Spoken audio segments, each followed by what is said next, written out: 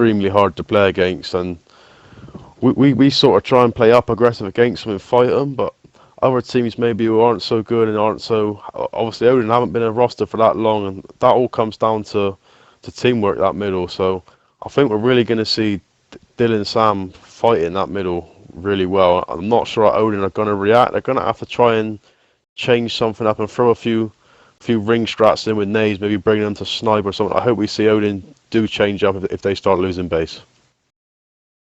Yeah, I think strategies are going to be very important in this one, and just judging from the past map of Canals and obviously the performance that perhaps Dill put on for us, shotguns are probably favouring the Barrage team right now in those 1v1 critical 1v1 situations. So we know how Vendor Machine can be so random and varied that maybe that is it sets War Machine up for a good map for Team Barrage now, going into this one. And as you said, I just want Odin to really come out now, use the experience they've gained so far in this GFL in these really competitive environments on this map. I mean, they've got themselves this far into this GFL qualifiers, right to the final. So yeah, it's all down to them really. I really want to see some great strats coming out from that side. And on that note, Barrage, of course, on this map earlier, we saw some great opening strats for them in the form of the two-man snipe, getting that weapon slide in and really giving XL a bit of a lesson, really, on how to play War Machine, Charlie. Yeah, as I've said, I think War Machine is one of Barrage's best maps. I think Odin are going to have a really tough game on their hands, and I just want to see Odin come out on top, though, Toby. I mean, like, Barrage are a top team, but I want Odin to prove to themselves and show the stream that they can take maps off them. And I just hope that they can really sort something out. I'm not sure who plays mid for Odin, but we will soon find out, and we'll see how good they play it. Of course, the introduction of Toasty, aka Newspaper, now into this roster as well in recent times. That could change things up a little. We've mentioned that War Machine is a really teamwork-orientated map out of perhaps others in the cycle. And so it's interesting really to see where he positions himself and how the team position him as well. I mean, we've got like 4 individual positions that are you really have to be a specialist as such in this map. I feel like you can't be like an all-star and just be pro and really top level at every position on the map. You kind of find your way, Charlie. So I'm not sure if having that new member on their team, unlike say Barrage Ronnie, who I'd say is pretty much firmly in this team now with how he's been playing and how much they've played together, but you know, it's all down to Odin, how they position themselves now in accordance with this new member in their team. Well, as you said earlier with boss stage was lagging, you said about putting people in a passive place at snipe, and I do think like if a new member comes in your team, like Ronnie's coming to this team and he plays snipe, it's not the most important position of the map, but it is important, but it's the most least teamwork, if you know what I mean, Toby. Whereas playing in middle and on catwalk, that is such a coordinated teamwork thing, and to me, playing together just really brings up a really team-based skill, like taking it in turns to back the catwalk or playing for the kid in mid, and also the middle player and the guy up top. I mean, the communication needs to be spot on. He needs to be saying where to nade, when to nade, and that's where the plays come from. When the nade comes in mid and he pulls back, you'll see Barrage play on the catwalk kid, and I mean, Dill, Adam, and Sam, they play the mid well together, all 3 of them, and you see Ronnie with a few crosses coming in, and that's what this map takes. I think that summarised it pretty well now, and it's all down to Odin now to really come together in this middle area and in their respective 1v1 positions and these opening strats to really bring it to Barrage now, because I think they're going to perform okay on this one. And you know, on that note, before we can even finish, SKR is pushed onto the enemy side now. Dill is going to get that 1B, and he's going to get the double. He's going to revive his teammate now, and it's 4v2 already into this round, Charlie. Yeah, well, Dill went straight for that snipe pickup. Shocker saw that and tried to push, but I think he was a little bit too delayed on it, and he got punished. Dill managed to get all the way back up, and I think we're going to see... Well, we're seeing a 2v2 now, so we're going to see a 1v with Adam takes out Toasty. Let's see what Zatox can do. I mean, Ronnie's almost given a 1v1 if he can make it. No, it's not going to.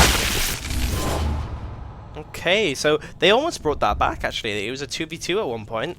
And don't know if you noticed it, Charlie, but that push in middle was so like silent in terms of like the shots fired and whatnot that it really caught me off guard, and I couldn't even catch up with them until they got to that side. So well played to Dill for actually reacting to that situation, getting that double kill off, and putting his team ahead in this 1-0 situation. Nice play by him. But we're going to see Dill not go to catwalk and slide the snipe again straight away. And Ronnie is right behind him to get that read. So Dill once again is going to pull away with the snipe. And Sam manages to get it down in the middle, but Sam's going to be finished off with a nade. Good nade by Zatox there. And I think it's going to be needed actually, because now the sniper is in the hands of Dill. He's going to get a body check. Have to be careful. Dill wants to play on that though with the numbers disadvantage. Still going in, but SKR he's too on point with that pistol there to support his teammate. Ronnie is trying to push this middle area now with his numbers disadvantage. He's going to roll into Shocker's shotgun. Unfortunately for him, it's all going to be down to Adam, and he's stuck in this 1v1 up top. Up A is not going to connect, so he's going to have that. Playing very good for that snipe. What he's noticing is that, I don't know if we've noticed it on stream, but Odin are playing 2 through middle rather than sending their catwalk through snipe. And Dill is noticing that and just going straight for the snipe slide, and he is getting away with it. Dill performing as usual. I want to jump on board with him now. Actually, you can see he's still playing for the sniper rifle, and there we go. The similar strat for what we saw last, but Shocker is now going to down him out of the pickup. Ronnie's going to get caught out in a really horrible position, actually, far into this sniper pit. Not a great place to be with that 2v1 crossfire. Dill is not going to let Shocker turn that head, though. And he's just going to get a double headshot out of nowhere. Shotgun and sniper. Great play by him there, as he just gets the third. I paused there for a second. I thought he was going to get that, and boy, did he do it well. Zatox is going to be forced into this 1B. Great play by him. Ring around the rosies in this Troika. Gets that 1B now, and he's going to be up against an informed Dill. Let's see what Zatox can pull out here. He has pistol in full red. He's going to push that. He's pushing up on him now. But Dill with the I just find it so hard to commentate on those. I just always hold my breath, Toby. Nail biting indeed, and I'm pretty much the same way. Dill really timed his up A nicely in that 1v1, let his health recover a little bit, keep out of that way of that first up A from Zatox. He predicted well, and he's going to be on 6 kills now. Only 3 rounds have passed, and I'm just loving what we're seeing from Barrage Dill now. He's certainly playing with momentum after that clutch on Canals. Definitely, that clutch, you know what it's like when someone in the team does a 1v3 or something like that. It brings the whole team up, especially Dill. Dill is going to feel like he's on fire right now, and he's not going to stop. Yeah, I think you're right there. Zatox, though, jumping on board with him. He's looking to try and see if he can get a 1v out of this situation, but I hear action down bottom. Shocker is going to be forced into a 1v. He's going to get down. Great push by Sam there. Dill is going to get that kill off that window area.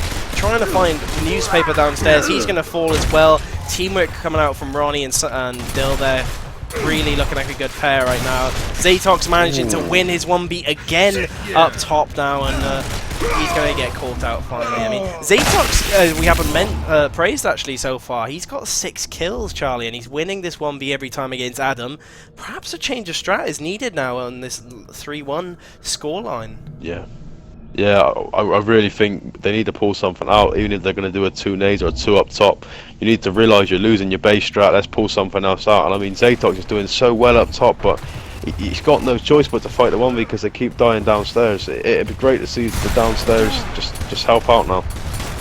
D-Tex looking for that accurate back A though, as he's finally picking up speed. Zatox is actually down bottom now, Charlie. He's going to help his teammates out this time. Putting in good work for his team there. He's going to put in shots there, and Ronnie is going to fall now. Adam's going to get down. It's not going to be enough though. Troika incoming though. He's going to try and pick off a kill now. You can see smokes. He's actually going to get that kill as well. D-Tex getting caught out. That sandbag was not enough cover for those 3. Zatox here is going to be backing away from 1v1 at this point. Zatox playing that well, backing away. He would not want to fight that 1v1. But let's see what Adam will do. He's done well to get the Troika kill. He's got it down on Zatox. Oh, that's not going to connect. He's going to sponge on the floor. That kill. Gets that though, and he might get a 1v1 out of this one actually, Charlie. The teammate is not too far behind, but he's bouncing around. He's going to get that first kill. We might see a Barrage clutch again, and he's got it! That was a hell of a clutch. That was, oh my god, Toby. That was well played. Bouncing wall to wall movement was smooth. And that last B button was so smooth as he bounced into the wall. Well played by Adam there. Was that a 1v? Was that a 1v4? So we just saw. I think it was a 1v3, but I'm sure chat would like to correct us on that one if we are wrong. But That is crazy though, like just to continue, like, we saw a 4-1, it was 4-1 first map, wasn't it? And so, for them to lose another 4-1, but also a 3v1 on the last round, like, that is going to be... something's going on in the psychology of Team Odin now. They can't just push that off their shoulder. They're going to have to consider what has actually just happened to them. As Adam releases the dragon on them. Wow, that's fantastic to see from him, and really well played by him. I'm pretty sure that was a 4v1 too. When you think about it, he jumped on the Troika, got a headshot on the Troika, pushed down, killed one, pushed back up, killed another, and then killed the last one with the B button. So I'm pretty sure that was a 1v4, so well played to Adam. You know, just trying to analyse that clutch as much as we can just before we get onto this next map, Charlie. Adam, of course, some great play coming out from him on that shotgun battles and the Troika kill and all of it, really. But, you know, that's two 3v1 or 4v1 clutches in really the final of GFL. You shouldn't allow these clutches. I feel, if I can get my words out, it's pretty hard to actually describe that clutch, but he played out of his mind. But you kind of have to give it to Odin, like, in that they didn't position themselves too well for that situation, and they really let Adam go wild, didn't they? Yeah, but if we break it down, we think about it. He's jumped straight on the Troika. He's got a headshot. Nothing that teammate could do about that, right? And then one has come round up top to flank him all the way round on his own. One has pushed him, and one has grabbed Torgbo. So you think that is 3 1v1s they've just given him. So he's managed to take the one, kill him, and the guy flanking is positioned upstairs on his side. So he's gone back up top and fought that 1v1. And then the third guy's come running in once he's a little bit red and tried to take that 1v1. I mean, the team positioning is just... you just can't be doing that, Toby. Especially in a final. I mean...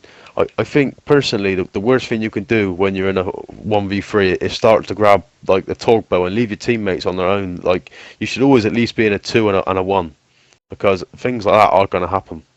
Yeah, and of course, if you give someone like Barrage Adam or Barrage Dell the opportunity, or Barrage Sammy, any of these Barrage members, if they're given the opportunity to clutch, they will secure it, as Adam just shown. The skill of these players, the experience, they're gonna take a potential clutch. It's a no-brainer. But for Odin to actually give him those 1v1s, it's on their end, you know. Adam's not some magician who's going to shoot 4 people at once and prevent the torpedo pickup. I mean, you have to decide, as you said, are we going to sit back, let the weapons collect, are we going to position ourselves slowly, or are we going to go in for these flying shotgun battles? But, you know, you have to do one at the same, you can't do both at the same time, so, of course, that's going to let them down on that one. Perhaps a bit more of a scrutinized situation for Odin there compared to that Canals clutch, of course. They had a lot more options there in that 4v1, but it's not gonna go well going into this next map. Just checking out the maps actually. Let's see what we've got next on that note. It is in fact Fuel Depot. Okay,